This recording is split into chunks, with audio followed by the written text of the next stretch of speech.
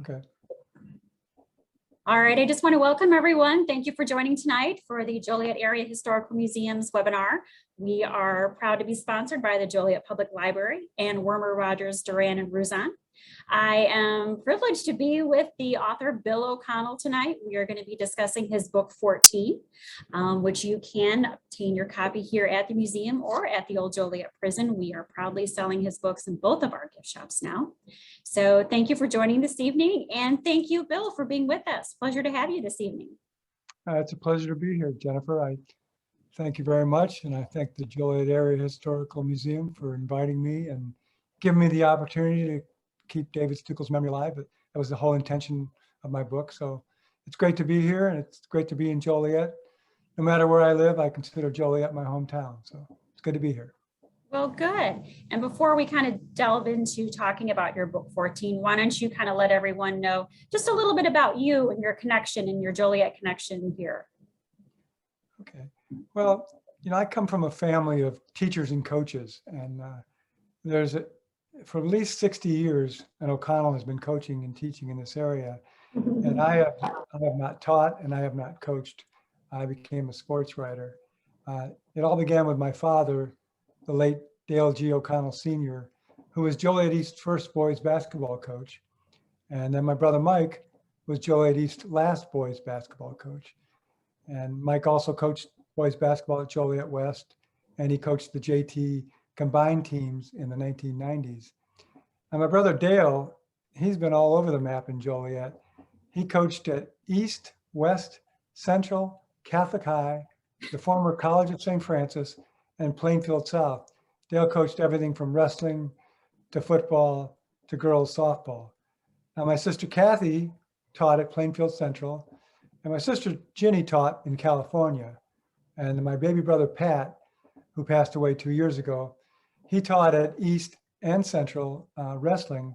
He was at Central for more than 30 years, and Pat was inducted into the Illinois Coaches and Officials Wrestling Hall of Fame.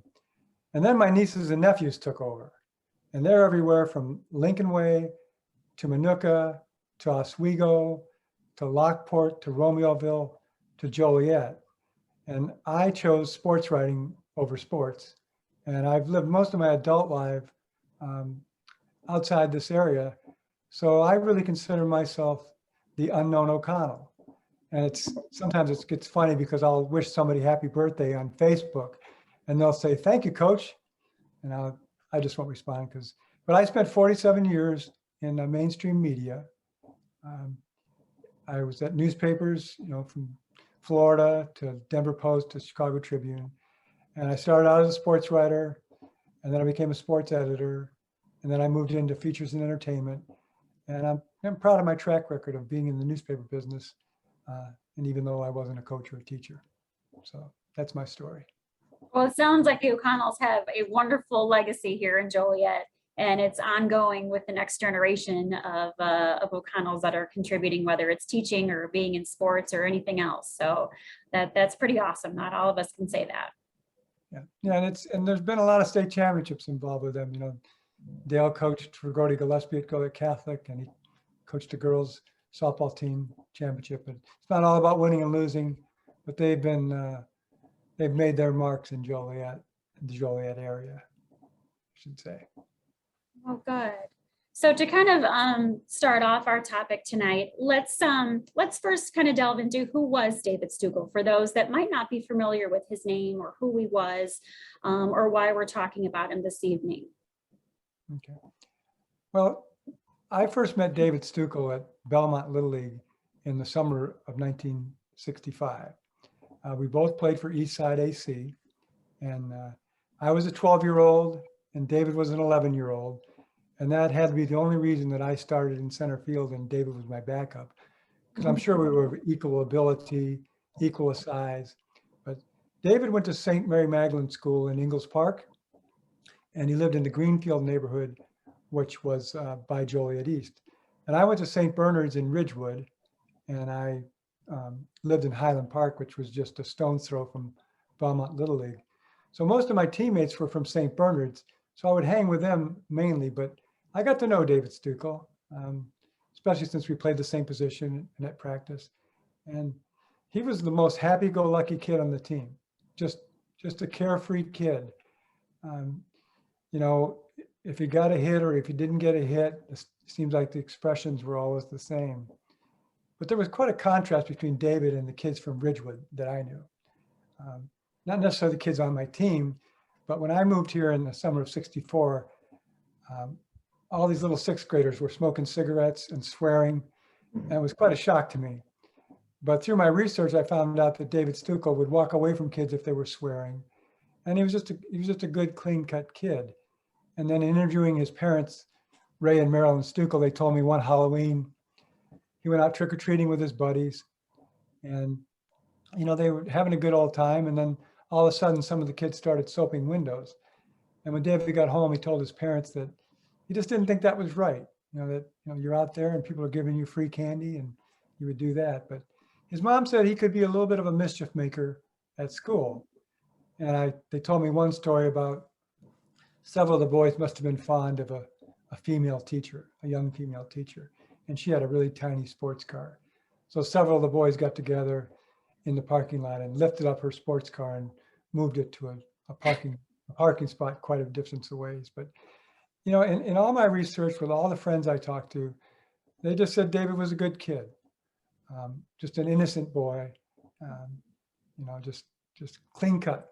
Very happy-go-lucky, good-natured, not anyone you would expect any trouble or to worry about. No, he did not get into trouble. I mean, his mom talked about mischief, but I think those were just pranks at school. Practical jokes, that kind of thing. Yeah, exactly. So let's kind of work our way to 1968 here in Joliet, just to kind of set the time frame for everybody. 1968 in Joliet, we're still a fairly mid-sized town. We're 78,000 people.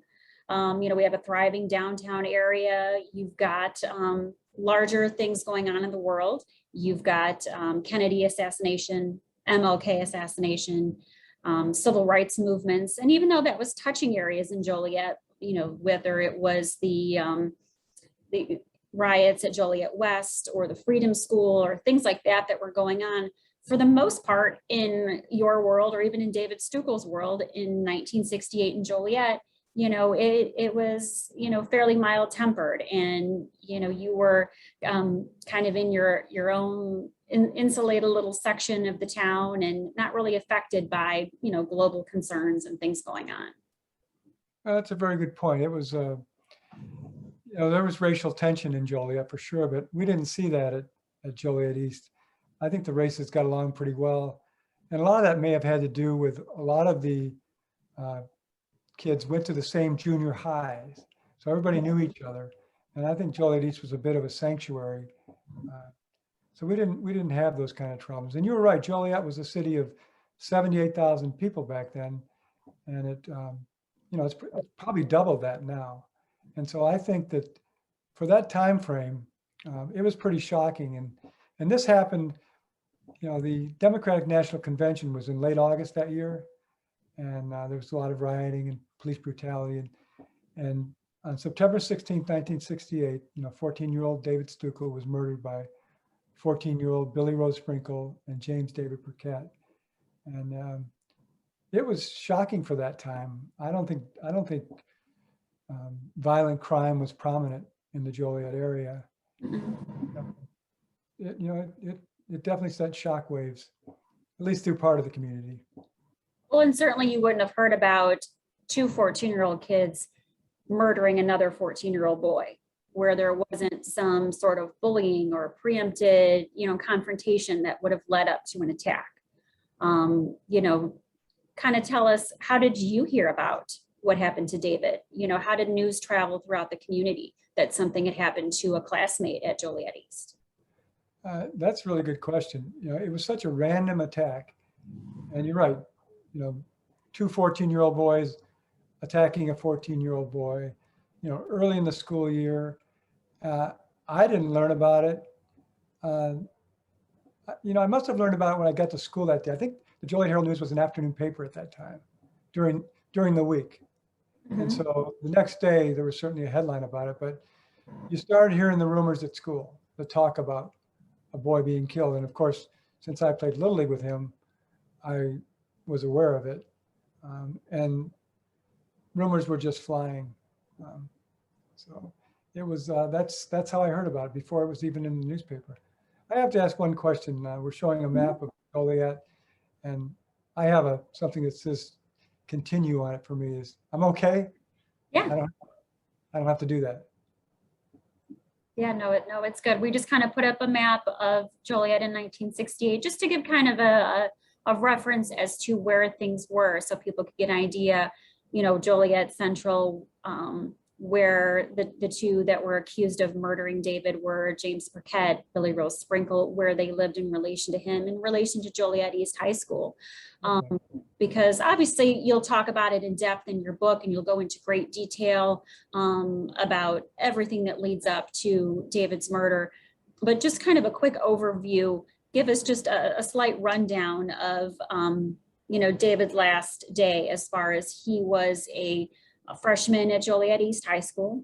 He was leaving a cross-country practice, one of his first practices, and then he was going to walk home, and sort of what happened as he's walking home. Well, he was abducted by Billy Rose Sprinkle and James Perruquet, and it was a random act. I think it started out as a robbery, and it escalated from there. And he was dragged into a abandoned lot. And I was at Joliet East the same day. We were on the same practice fields that day, and he went out for cross country. I believe it was his 5th day of school, and I was on the practice fields for football, which I had no business being out there. But so he was just going home, and these kids were high, they were drunk, and they had been sniffing glue, and it was just an escalation. I don't think it was intended to be a murder. I think it was intended to be a robbery, because David Stukel was dressed very nice. And that's how it happened. But I feel like in a lot of ways I was destined to write this book, because I had played Little League with David Stukel. I went to Joliet East. I was a sophomore. He came there as a freshman, and then we were on the same practice fields that day. Mm-hmm. And then he was murdered, and I went into journalism very early. I started at Joliet East on the Kingsman Courier, and at 16, I got a job with the Joliet Herald News covering sports. And at 19, I took a pause in my education and took a full-time job as a sports writer in Florida, and then spent many years in Florida and many years in Colorado. And I was haunted by this murder, for a couple reasons. One, the fact that a 14-year-old boy was murdered by 14-year-old boys. And two, you just wouldn't believe the rumors that were floating around Joliet East at the time. Nobody had facts. And as a journalist, I wanted to tell his story, but I didn't feel I could tell his story from Florida or Colorado. It wasn't until I was able to go to the Chicago Tribune in 2000 that I was finally in position to do so. And I knew at that point that I would do it, that I would tell his story. What was the process leading up to it? Going from the idea of wanting to write it, having all the information, how did you take that approach as to, all right, now I'm going to do it? What information did you need to gather? Did you even know kind of the tone of the book, how it was going to be presented? And were you surprised there wasn't already a book about David? That's a really important question, because this is 32 years after the murder when I landed at Chicago Tribune, and my wife Denise and I decided to live in Joliet, to be near my mother. And I thought for sure that somebody like a John Whiteside at the Joliet Herald News, he was a tremendous investigative reporter. I thought for sure that he would do something on it. And early in the research process for me, I went to interview Coroner Patrick O'Neill, and I brought along the autopsy report from John Keith from 1968, and wanted Patrick O'Neill to assess it for me and give it to me in layman terms. And I'm waiting outside his office, and John Whiteside is outside his office as well. And I'm kind of freaking out a little bit because I wanted to fade into the woodwork because I didn't want John Whiteside to know what I was doing. I guess I felt vulnerable. But I really didn't think about it, that when I worked at the Herald News, I was 16, 17, 18, and now I'm pushing 50. He didn't recognize me. But it was interesting in my research that 7 years after the murder, John Whiteside did a story on Billy Rose Sprinkle. Sprinkle was at the Joliet Correctional Center, and he was complaining to the warden that he was receiving death threats and being harassed by other inmates. And I don't know if it's because of a 14-year-old killing another 14-year-old, but Whiteside got wind of this and went to the Joliet Correctional Center and did this blowout story on Billy Rose Sprinkle. And it landed in the Sunday paper, Easter 1975. And it was basically a woe is me story about an inmate. And Ray and Marilyn Stukel, David's parents, told me that it really spoiled their Easter Sunday. Oh, sure. Here it is, 7 years after the murder, they're still grieving. And Billy Rose Sprinkle gets this great play in the Herald News. No offense to the Herald News for writing the story, but then, I think that they didn't touch the David Stukel story again. I think that the Herald News writers were so fixated on Molly Zelko, and rightfully so. I mean, that was quite a mystery. That David Stukel just fell through the cracks, and to my benefit, it was waiting for me. And well, in contrast to something like Molly Zelko, David Stukel's murderers were caught within, a day or so, luckily, and, people knew who did it. And by all accounts, there was a confession. So it was kind of wrapped up fairly quickly as far as an investigation would go versus Molly Zelko, which is, Joliet's greatest mystery. But do you feel, going back to the Whiteside article in the Herald News, that there were valid threats? Do you feel that that was warranted by Sprinkle, that he was getting death threats? Or was that mainly just kind of a ploy, kind of being back in his hometown on his home turf with, relatives and, other friends nearby, just to gain some publicity and maybe some sympathy for future parole hearings? I'm not sure you can believe anything out of the mouth of Billy Rose Sprinkle, I'll be honest. Mm-hmm. And the warden couldn't back up any of his complaints. So that gives you a good idea there. Now, he was trying to get a transfer from the Joliet Correctional Center. So,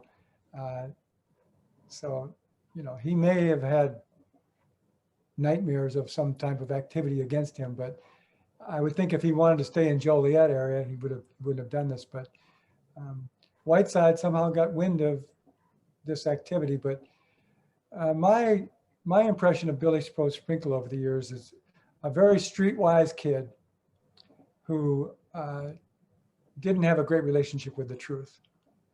So whether it was a true story or not, I don't know. But the warden couldn't back it up. So how did you start compiling your research to even begin the book? Well, the first thing I did, I didn't want to call the Stukels with a cold call. Even though they probably knew who I was just from the Little League days. So I went to high school with a girl named Linda Garland, and she lived right around the corner from where the Stukels lived at the time of the murder. And I spent a lot of time at Linda Garland's house. We were buddies. And Linda's parents, George and Barbara Garland, were really good friends with the Stukels. They were churchgoers together and neighbors and friends. So I called Barbara Garland and I asked her if she would ask Ray and Marilyn Stukel if they would be interested in talking to me about a book about their son, going over his life and death, and making sure that they told him that, that I played Little League with David. And the Garlands ran into the Stukels at the mall, and they asked the Stukels the question, and without hesitation, the Stukels said yes. And so I immediately called them, and they invited me to their home. They had moved to New Lenox 17 years after the murder.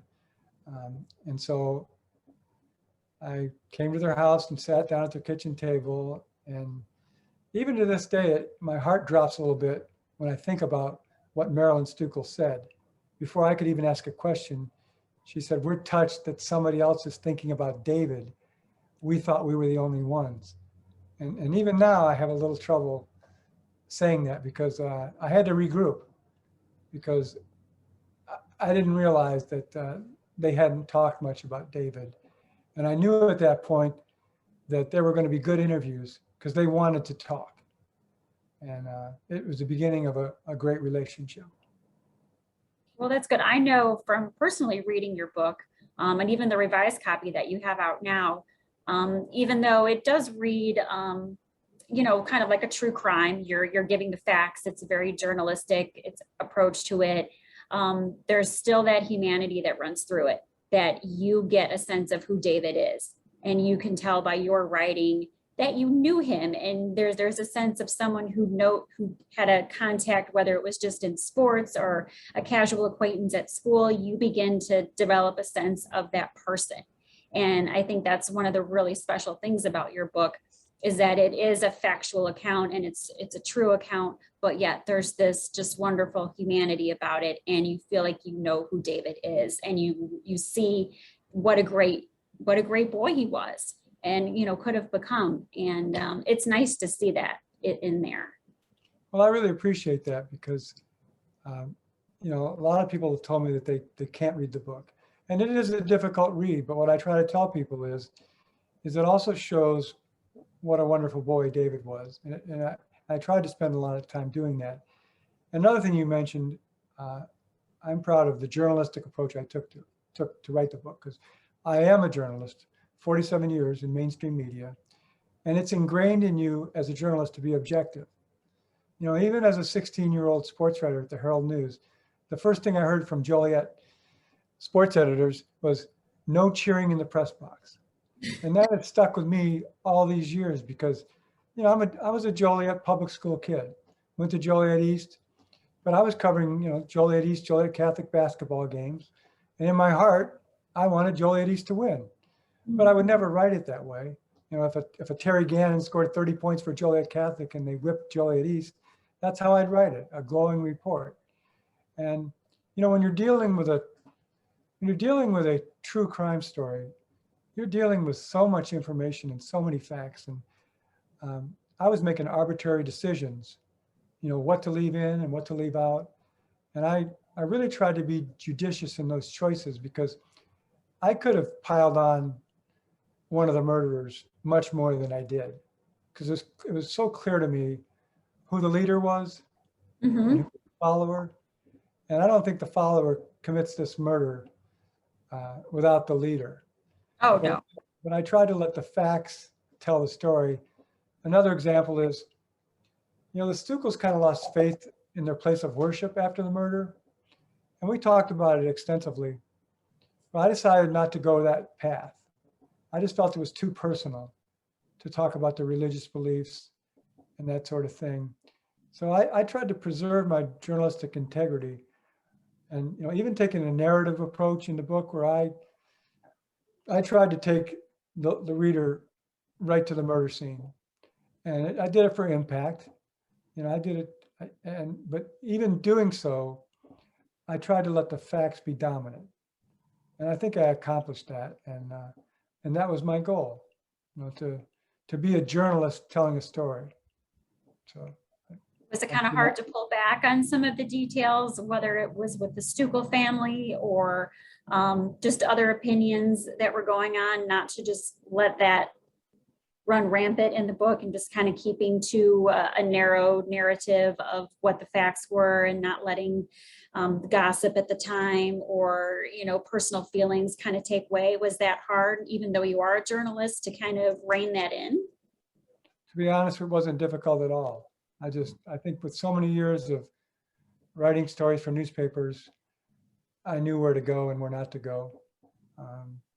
And that's the way I handled it. So I can't think of any areas that, and even on the reverse side, I found having a lot of empathy for the follower because he displayed tremendous remorse. Now, a lot of people perceive that anybody can say anything they want to say, but I perceived it as genuine. But I didn't write that. I just let him do the talking and tell his story. And whereas the other inmate, you know, didn't want to talk and was much smarter about it. And one of his fellow inmates told me that, you know, you never tell the truth. You know, you deny, because you never know if something's going to happen in the courtroom where you can get off on the case. So the leader, Billy Rose Sprinkle, was a much smarter inmate than his Definitely counterpart. were the streetwise of the two. As anyone who will pick up the book and read it, you know, one that was not confessing right away and really never has admitted to, you know, committing the murder of David. Well, he did confess. They both confessed.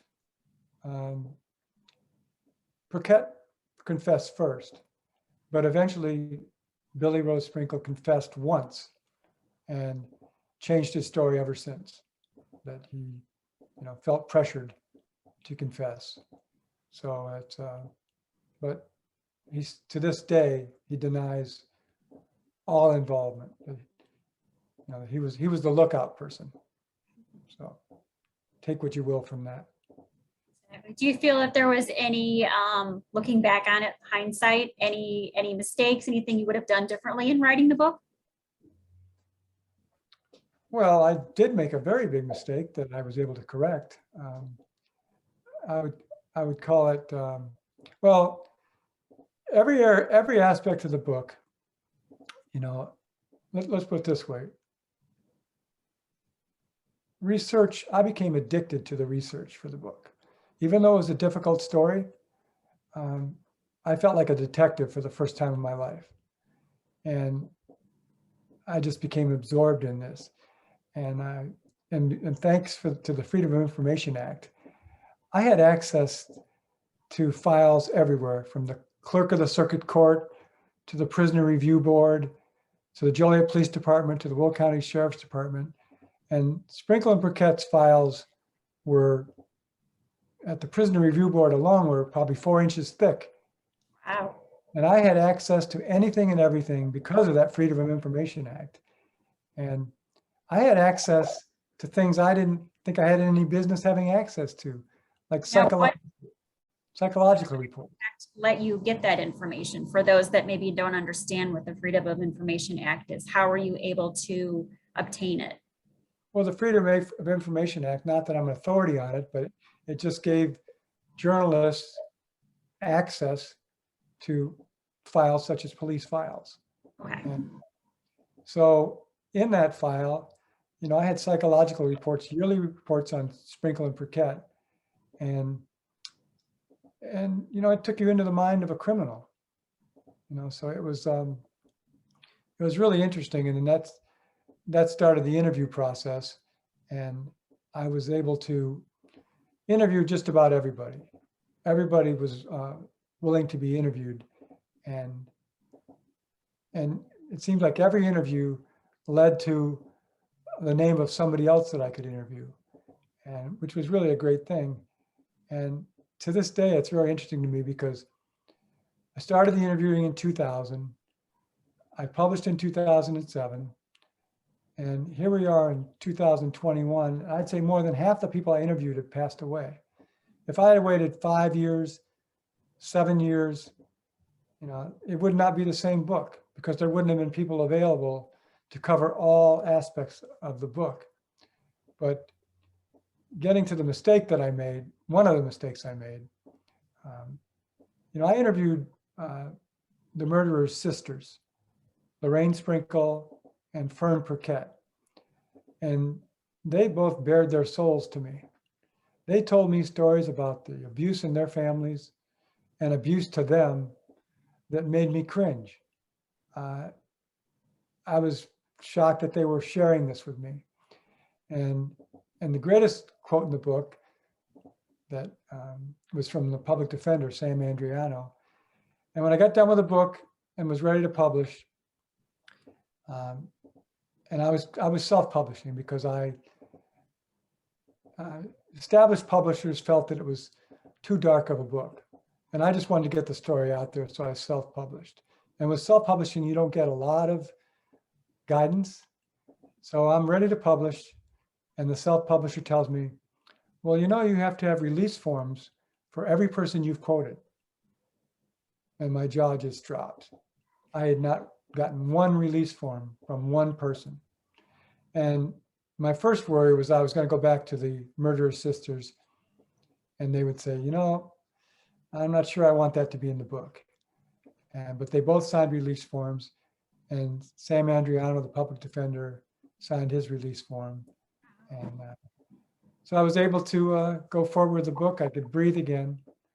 And I don't know if I'll ever write another book, because I had a passion to write this book. Mhm. But if I do, I will get release forms. You will know. Yeah. The other mistake I made was, you know, for all aspects of the book, I could go to court records and verify everything and anything I needed. And if I needed corroboration, I usually had two people that I could talk to. But for the crime scene, it was a different beast.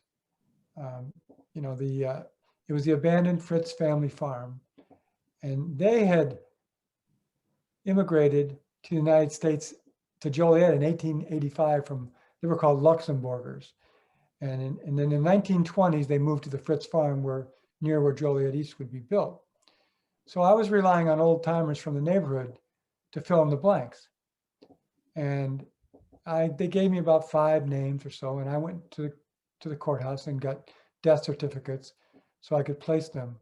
And then when the book was published, Mary Ann Goss, of all people, the longtime Joliet Herald News reporter, got in touch with me and said that her grandmother, Elizabeth, was a Fritz sibling, lived on the Fritz farm, and I hadn't told the complete story. I didn't have the names of all the siblings, and some of the behavior of the characters on the farm I didn't have accurately. So Mary Ann Goss helped me complete the picture of the Fritz farm. And what struck me was that Dick Goss, Mary Ann's brother, longtime Joliet Herald News sports editor, I've known Dick since I was 16. Had I had any clue that Dick Goss was a relative of Fritz farm, I would have been on his doorstep, you know, night and day getting the information. So I figured I had to get this right. And so that was the reason I revised the book. At least, I think it was at least 12 years later that I revised the book. And but I decided if I'm going in for a dime, I'm going in for a dollar. So I corrected the Fritz farm part of the book, but I added an epilogue updating the situation with the murderers, where they were at in life. And I had an exchange of letters that I hadn't used with the murderers. And I had 20 photos that I put back in the book, or put in the book. And I always say that I resurrected a few items from the cutting room floor to make it a more impressive, compelling book. So those are my 2 mistakes, but fortunately I was able to overcome them and get things right. Because, you know, I mean, as a journalist or as any writer, you want to get it right. And we finally did. Well, you did. It's a great book, and not to spend a lot of time, but let's just kind of touch on the murderers right now. So we have James David Perruquet and Billy Rose Sprinkle, who at the time were 14 years old themselves, which also is another interesting aspect of it, where you have 2 14-year-old boys murdering another 14-year-old boy. And in contrast to David, they did not have good home lives. You know, they were what you would consider maybe a juvenile delinquent and had already started doing some petty crimes and arson and things around the Joliet area. And they were already in front of a judge before, you know, not too much longer before David was murdered. They were in court already and, you know, were kind of on a probation. Oh, they were definitely on probation. I'm trying to think what they called it. It was some kind of a gentle probation where they had to obey 12 different rules, and they committed this murder while they were on probation. Billy Rose Sprinkle and James Perruquet, they came from deplorable environments, raised by abusive parents. Their mothers were alcoholics and real mean-spirited. From talking to family members, both families didn't care about the kids' report cards or whether or not they went to school.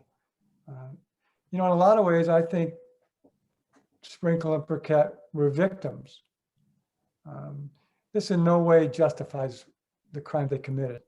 I mean, they couldn't have a conscience to commit what they did, but it does explain how they could get to the point of doing such a crime. And I really often wondered that they'd been taken from birth and put into loving homes, the whole nature versus nurture theory. What would life been like for them? But the bottom line for me came this, that they came from evil and they became evil. They were just, and all their classmates backed this up. They were just bad kids. And I really believe that James Perruquet may not have turned out as bad as he had if he hadn't met Billy Rose Sprinkle. But there's a Definitely in your book, you profile each one of them, go into more background details of each of them. And you can kind of see that Perruquet definitely, even though he's right there along and, has his own sort of rap sheet, he's a follower. He is not the mastermind of this duo here. Yeah, I don't think James Perruquet has a very high IQ. I think even though they both flunked grades, they both were 14, but they were in the 8th grade. I don't think Billy Rose Sprinkle cared about school. At one point in a classroom, he threw his books out the window, right in front of the teacher. But I think he was a rather bright kid overall. He had a higher IQ, but I don't think Perruquet had a clue I don't think he had a clue about what he had done. The ramifications of a murder. Right. And that was pretty clear in his confession. That he didn't know what he did. But Sprinkle had a very streetwise father, who schooled his boy on how to behave in front of law enforcement and what to say and what not to say. And so it was two different worlds. I mean, they both came from terrible worlds, terrible environments, but each of them had older siblings that had been in trouble with the law as well. Yeah, and so did Perruquet. And Perruquet had, his brother and his brother's son. But yeah, Johnny Sprinkle had been in juvenile court and sent to, I believe he got sent to Sheridan. So, he learned from his brother. I think he probably idolized his brother and his behavior.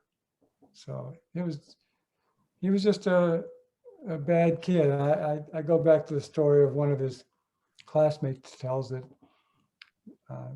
his classmate had a BB gun and Billy asked to look at the BB gun and started shooting the kid with a BB gun in the leg, just for grins. So so it was an interesting, and Ray Stukel, he often compared the case of his son's murder to Leopold and Loeb, and he based it on the thrill-killing nature of both murders and the fact that, David Stukel was a 14-year-old boy walking home from school when he was abducted and murdered. And Bobby Frank, he was a 14-year-old boy abducted. This was in the 1920s. But the contrasts are just completely different. I mean, Leopold and Loeb were near geniuses, prominent homes, wealthy kids. They wanted to commit the perfect crime, and they failed. And they were defended by Clarence Darrow, the most famous lawyer of the time, where Sprinkle and Perruquet, had a public defender. They weren't good in school. They came from poverty, and the publicity with Leopold and Loeb was worldwide, books and movies, whereas Sprinkle and Perruquet, you know, it was headlines, you know, the day after the murder and headlines at sentencing, and it was a forgotten case. That was You know, good. And Leopold and also- Loeb did, what's that?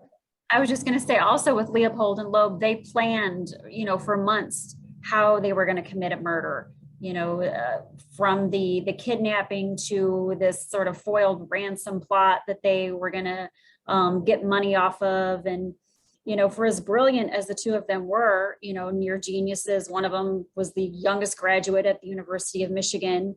You know, they made stupid mistakes. They got caught because one of them dropped glasses that were clearly a unique pair that identified, I think it was Leopold.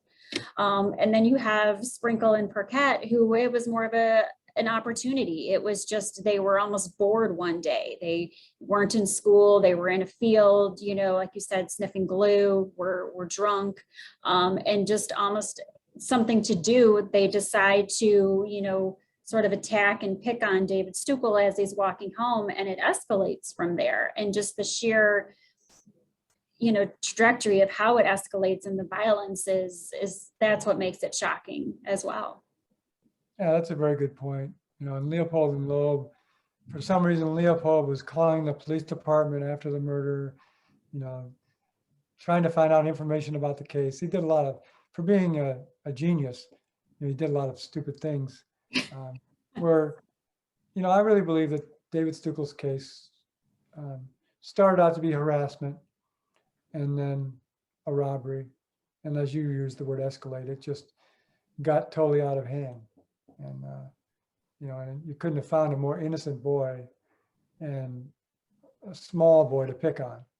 You know, there's so many factors in this case. It's, you know, one of the things that two of the greatest compliments I've received from the book is, one is people said they couldn't put it down, but two, they say it read like fiction. Mm-hmm. And that's irrespective of the quality of writing. The book did read like fiction because there were innumerable twists and turns, just, you know, myriad revelations. Almost every turn that I took, there was something shocking that happened that nobody knew about, because I was the first citizen, other than somebody at a police department, that looked through these files and saw the things that happened. And, you know, so it did read like fiction. And one thing that helped the book is that it wasn't a rushed to press book. I mean, if I had written this book in 1972, it wouldn't be the same book. No. You know, able to write it, do the research 32 to 39 years later, you know, I didn't have to project what happened, you know, in the aftermath of the murder for several decades. I could take the reader there. But the Leopold and Loeb case was pretty cut and dried. They were caught because of what you said, the glasses. Mm-hmm. But it was, you know, I get it why it received worldwide attention, because of the people involved and trying to commit the perfect crime. And, you know, when you have Clarence Darrow representing you, I mean, that's kind of publicity. What Another was that? interesting thing I was going to mention too, because you had just brought up the fact that Billy Rose Sprinkle was held at the Joliet Correctional Center, which is the prison on Collins Street for those of us here that live in Joliet and are familiar with it. But that's also where Leopold and Loeb first spent their time before they were transferred to Stateville. So you kind of have all three of them at the Joliet Correctional Center at one time. Now Perruquet was never there, but it is kind of an interesting twist that Leopold and Loeb and Sprinkle did spend time at Joliet. Yeah, and then, you know, eventually Loeb was murdered at Stateville, and I guess Leopold did great things at Stateville as far as helping the institution with its library and that sort of thing. But you know, they just gave their lives away trying to commit the perfect crime. So what, do you still keep in contact with the Stukels, with Ray and Marilyn at all? Are you in contact with the family? Yeah, you know, Ray, they're really good people. Ray Stukel's 95 and Marilyn's 91. She'll be 92 in November. And, you know, 17 years after the murder, they moved to New Lenox, and right next door to their daughter, Nancy. And so they've been able to watch two of their grandkids grow up from birth through high school and college and beyond. And, it's been a beautiful thing. They've, they have four grandchildren, and they had a string of 6 great grandsons. And then just in June, they finally had a great granddaughter. But Ray used to walk 9 holes of golf, and now his legs have failed him. And Marilyn has, serious vision issues. And she likes to say that, Ray has become her eyes and she's become his legs. But they've had a good life. And I'd say 2 of the best outcomes of the book by far are the fact that it's kept David Stukel's memory alive. It was clearly a forgotten case. But the other outcome was that my wife Denise and I have become very good friends with the Stukels. And they even consider us like adopted family members. And we're in different states now, so a lot of it's phone calls. But for a long time, well after the interviews were over, we would go to the Stukel's house and talk and go out to breakfast with them or go to dinner. And the subject matter of David would often come up, nothing about the book, but just talking about what life would be like with David. And they were very comfortable in that aspect. And in fact, it was, I found out later that it was extremely therapeutic for them to be interviewed for the book. Their daughter, Debbie, told me that they had never talked about David because it was off limits. People were uncomfortable even bringing up his name. So for 3 decades, they didn't talk about him. And in the book, being interviewed for the book, all this emotion came out. They displayed anger, they displayed grief, they displayed the love of their son. And it all came out, and Debbie said that it helped them heal. And that was an unexpected outcome of the book. And I really appreciate that happened. So Ray Stukel and I, we disagree a lot on a lot of things, definitely politically. And we won't go there, and we don't go there when we're together either. But sometimes he'll get on a soapbox, and fortunately Marilyn or his daughters will tell him to put a lid on it, and he puts a lid on it. But he's a diehard White Sox fan, and he's raised all his family to be White Sox fans. I'm a Cub fan. I'm reevaluating that right now. We're kind of polar opposites in some ways, but he's a remarkable man. He had a white collar job with the Joliet Arsenal, and but on the side he could wire a house or install a furnace, and he's this incredible artist. He does landscape paintings, and they take up the wall space throughout his house. And Marilyn, jokingly complains about it, that there's no room for her to put up anything. But it's become a beautiful relationship. Despite the generation gap, we don't even notice that. And for Ray's 90th birthday, I write these loving roasts for people that I really like. And I roasted Ray to a crisp. They're newspaper style stories that I frame and give to him. And he loved it. He was an easy target to roast, but I let his family show how much they love him. And then just a year ago, they celebrated their 70th wedding anniversary. And I wrote another type of story that I framed and gave to them. But I just wrote an intro and let their family members tell the story. And Marilyn tells me that Ray couldn't get through it without crying because of all the love that his family shared to him. So we've become very close.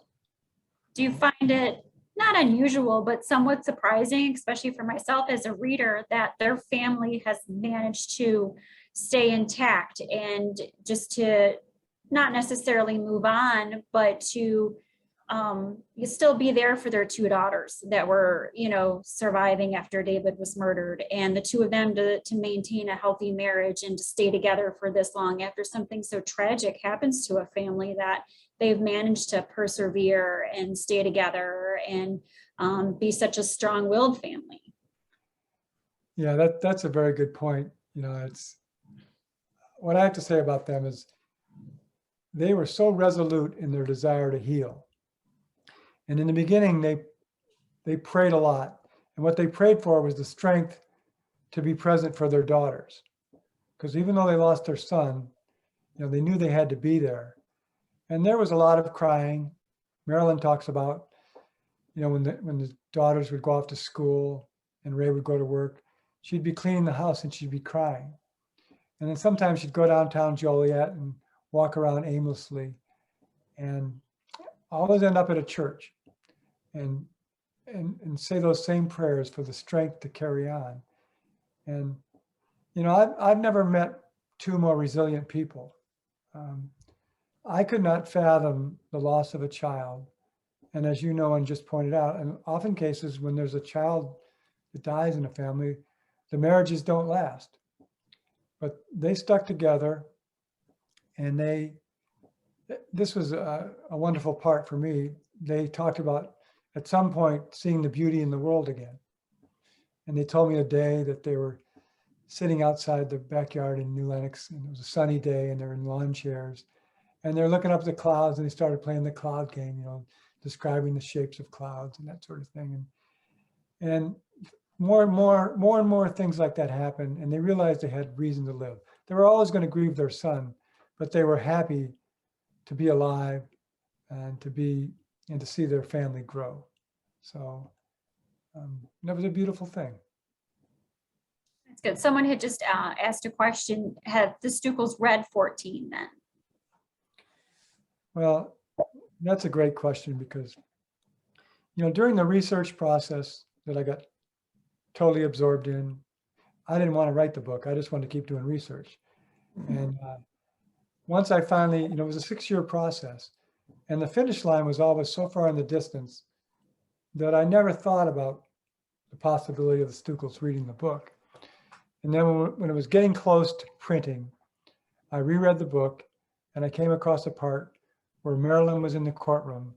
Ray had to be somewhere else picking up Nancy from school. And they talked about what happened to David just a little bit. And she got very emotional and left the courtroom. So I went to the Stukels, and we had become very good friends at this point. And I just told them, I said, you can't read this book. I don't want you to read this book. And I created an abridged version. And I took out all the violence. And Debbie read the abridged version and said it was just a loving portrayal of her brother, and she really appreciated it. I mean, it certainly covered the case and the murderers going to prison, but it took out the violence. And to this day, I don't know if Ray or Marilyn or Nancy read even the abridged version. I know they haven't read the book, and it's just something I realized at the end that they could not and should not read it. And when we're together, we never talk about the book. We talk about David, we talk about life, but not the book. But at least through your book, they were able to heal and they were able to start that grieving process. So even though it wasn't maybe something that they would ever read or will ever read, it was helpful to them in some way, thanks to you. Yeah, and they've been able to heal, and I think through the process of, they said thinking about meeting David in heaven has always kept them going. And they say that Ray always says, well, if David's not in heaven, then who would be? And Marilyn says, when we get there, David's going to say, what took you so long? But they've had blessed lives. I'm sure they still mourn the loss of their son, but they have, they went from 4 family members after the murder to 15 family members now, not counting dogs in the family. But they've they've blossomed. And I really feel that they not only survived, they thrived. And that's a beautiful thing for a family to go through what they went through and to still be upbeat and, other than some of their physical ailments, they're as quick as a whip, both of them still. So that's statistically, you don't hear that a lot. You hear about families that have endured a tragedy that, marriages break up, or, there's other problems with it in family. And for them to, like you said, survive and thrive is such a testament to them, and just to their willpower to heal and to be there for one another. And one really beautiful moment for the family was about 3 years before the book was published. The idea came up to create a memorial for David Stukel at Joliet West, because Joliet East was closed. And, I've never been involved in something like this where the community came together. It started with the public relations department from Joliet West, and then the building superintendent, and all of the businesses and contractors donated their time and their materials, and caterers catered their event. They opened up the Joliet West cafeteria, and the Stukels were there, and all their friends, and a lot of David's classmates were there. And to me, one of the most impressive parts of it was David Stukel was a Joliet East Kingsman long before he was a Joliet East Kingsman, because his sister went to the school. They just lived blocks from the school. And David, was buying green and gold, while he was still at St. Mary Magdalene. He'd go to football practices when he was in 6th grade of East and carry in equipment for players. He was just all about it. So Mike Fisk was in his class at Joliet East, and Mike went on to have a great band career. And he became the band director at Joliet East, and then he was the band director at Joliet Central. And Mike Fisk brought band members over from Joliet Central to play the Kingsman fight song. And that was just quite a moment, because that's what David Stukel had lived for. And he only had the opportunity of being at East for 5 days. But it was an incredible day. And it was, I think that was a good healing experience for the Stukels too, to see all these people come together, and just an incredible memorial. It is, and we've got a small picture. It's a little hard to read on the screen with the granite, but it is right out front of Joliet West, right there on Glenwood Avenue, right where the kind of the cafeteria entrance is. You can pull up into the drive right there and see it. It's a nice granite memorial there. And I have children who have attended West and are still currently at West, and in a couple of classes, they've been brought out and talked briefly about the memorial. So it's nice to know that, it's not something that people are just overlooking, that it's still, he's still thought of, and people are still recognizing it, and, letting, even though there's no Joliet East anymore, there's still alumni, and there's still the school spirit, and its sister school, if you will, is keeping it alive with the memorial at Joliet West. Yeah, that was very big of Joliet West to do such a thing, and I don't remember how it started, but they also had a beautiful video montage in the cafeteria of David Stukel's life, and so it was a special day. And like I said, this was three years before the book was even published, but so I think that helps to keep his memory alive too, because I know I repeat it a lot, but it was a forgotten case. Well, and I hope too that just from tuning in tonight, a lot of our viewers and certainly visitors to either the museum or the old Joliet prison, we certainly sell the book now in our gift store. It's also available online. So if anyone is not within the area and wants to purchase the book online, they can do so through our museum store. There possibly might be an author signing at some point. We might entice you to come back to Illinois for a book signing at some point, but we do still have a few copies. that you have generously signed for us and that we have available at both locations. So, you know, some people might kind of remember it and, you know, want to know a little bit more about it or intrigued by the story that we've told tonight. And hopefully we'll stop in and pick up their copies of the book, because it really is a great read. You know, even if you're not a fan of true crime, there's just so much Joliet history that anybody that's here in the area will want to pick up. And even though it is a difficult story to get through, it's wonderfully told. And it's just such a bright light to see what an incredible person that David was. And you did that so well. And really thank you for joining us this evening, because it was wonderful to be able to talk to you tonight. Well, thanks for those kind words. I really tried to capture the time period, you know, because I lived it, and it was that part was pretty easy.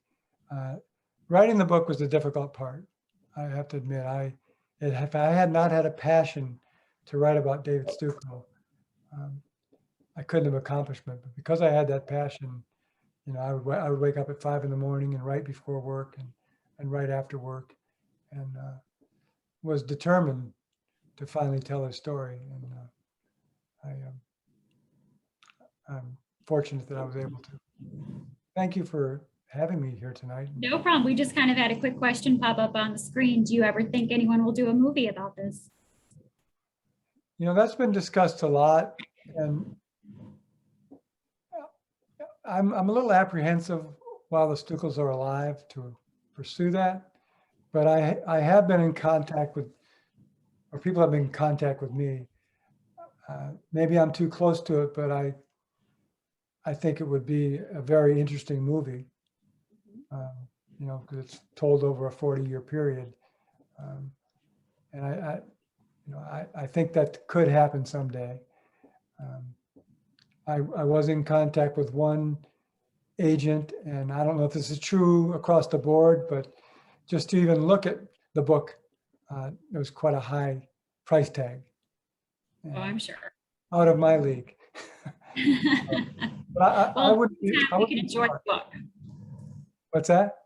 I said, in the meantime, at least we can enjoy the book. So yeah, that's a very good question, because I've been asked by a lot of people that question, and a lot of people have pushed for it to be a movie, and you know, someday that might happen. At least right now we're able to live the story through your words. And again, just like to thank our sponsors tonight, the Joliet Public Library, Wormer Rogers, Duran and Rusin, for their support as well. And of course, thank you, Bill, for being with us.